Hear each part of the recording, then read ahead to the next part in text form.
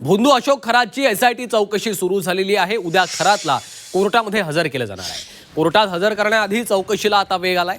अशोक खरातला अटक होऊन 1 महिना झालेला आहे। उद्या खरातला कोर्टात पुन्हा एकदा हजर केलं जाणार आहे। खरातची एसआयटी कडनं चौकशी सध्या सुरू आहे। तर कोर्टात हजर करण्याआधीच आता चौकशीला वेग आलेला आहे। अशोक खरातला अटक होऊन 1 महिना पूर्ण झालेला आहे।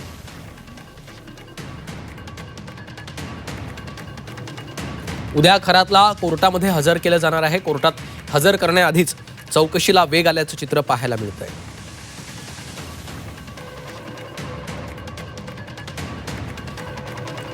अशोक खरातची एसआयटी कडनं चौकशी सुरू झालेली आहे।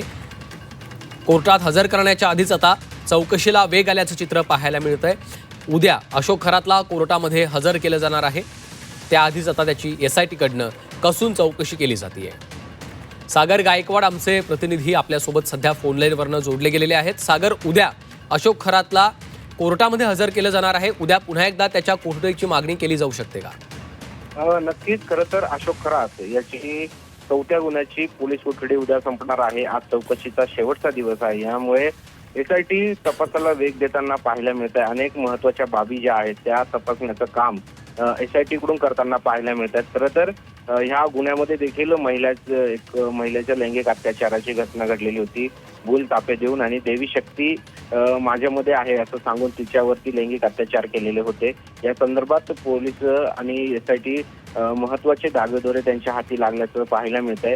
त्याचबरोबर ज्या ठिकाणी ही घटना घडलेली होती, जी ओकस प्रॉपर्टी आहे, तिथली देखील झाडाझडती जी आहे ती पोलिसांनी घेतल्याची माहिती मिळते आहे। यामुळे आता पुन्हा एकदा अशोक खरातला 4थ्या गुन्ह्याची जी पोलीस कोठडी उद्या संपणार आहे। या निमित्तानं उद्या पुन्हा एकदा त्याला न्यायालयात हजर करण्यात येईल। पुन्हा एकदा पोलीस कोठडीची मागणी करण्यात येईल, कारण वेगवेगळे जे गुन्हे आहेत ते अशोक खरातवरती दाखल झालेले आहेत। लैंगिक अत्याचार प्रकरणी हे सगळे गुन्हे आहेत।